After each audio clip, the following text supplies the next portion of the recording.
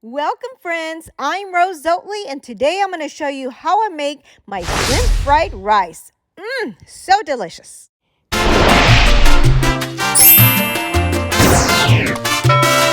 To get started, you're going to need some raw large shrimp. I usually like to get the one that's already peeled and deveined. This bag is 2 pounds. If you have less, that's perfectly fine. Rinse and place your shrimp in a large bowl or a Ziploc bag for less mess. We're going to be marinating, and to start, we're going to be using low sodium soy sauce. Make sure it's low sodium. We're going to add 1/4 cup. I'm also going to add 1 teaspoon of minced ginger, 1 teaspoon of sesame oil. I also like adding 1 tablespoon of oyster sauce, so if you have it, go ahead and add it. 1 teaspoon minced garlic. Let the air out, zip it, and massage it to distribute all the flavors evenly. We're going to let it sit here to marinate for at least 15 minutes while we prep our other stuff. In the meantime, we're going to grab a bag of frozen peas and carrots. Now, if you have fresh, you can just chop them up. Today, I'm using frozen. I'm going to add them to a microwave-safe dish. For frozen veggies, add a little bit of water and put them in your microwave for about 7 to 8 minutes. While our peas and carrots are in the microwave, you want to add about 2 tablespoons of vegetable oil to a large pan. Add 3 to 4 eggs. Today I'm using 4. I'm going to go in with a little bit of salt and pepper. Not too much salt because we are going to be using soy sauce. Let's go ahead and scramble these. Now, a lot of times I like to make my eggs in sheet form. Basically, you have one whole layer around your pan of eggs. I let it cook for a little bit. Fold it over and just break it up into bigger chunks. But it really doesn't matter how you make your eggs as long as they're nice and scrambled. Once done, you want to transfer them to a plate temporarily and set aside. My veggies are also out of the microwave, so I'm going to go ahead and set these aside until we need them later. You want to wipe your pan clean, add about 2 tablespoons of vegetable oil. Let your pan get nice and hot. Once it's hot, you want to go ahead and add your shrimp. Cook your shrimp for about 2 to 3 minutes on each side or until they're nice and pink. Your shrimp won't take long to cook. Actually, if you undercook it, I prefer that since we are going to continue cooking it a little later. You don't want to overcook it, otherwise you'll wind up with rubbery shrimp.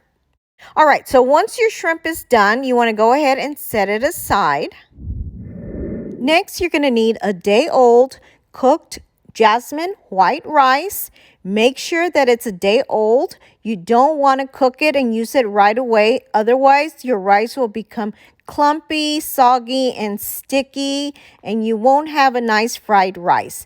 Now, if you'd like, you can go ahead and cook it early in the morning, put it in your fridge, and have it ready for the evening. White rice is very simple to make. You just want to make sure you rinse it, get it nice and clean, and then boil 1.5 cups of water. Add 1 cup of your white rice to your boiling water. Turn your heat down to a number 3. Cover and cook for 15 minutes. Once your rice is done, you want to fluff it up. Just make sure you don't add any butter or salt. Let it cool, then place in your refrigerator overnight. Moving on, if you have a wok, I recommend you use it. If you don't, that's perfectly fine. Just use a large pan. Now, the nice thing about woks is that they get really hot and they distribute the heat evenly. Okay, so to your pan, you want to add 2 tablespoons of vegetable oil.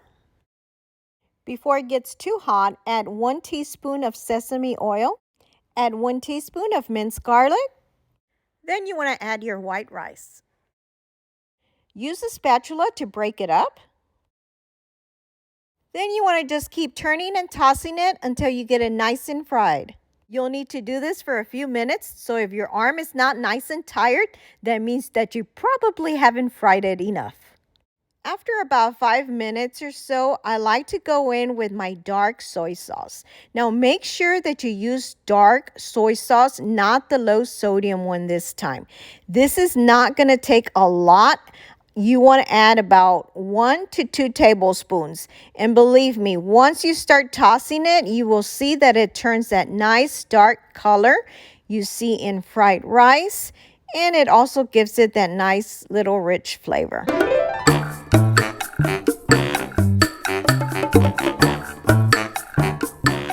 Now we're ready to add our peas and carrots. Just make sure that before you do, you drain your water. You don't want to add water to your rice.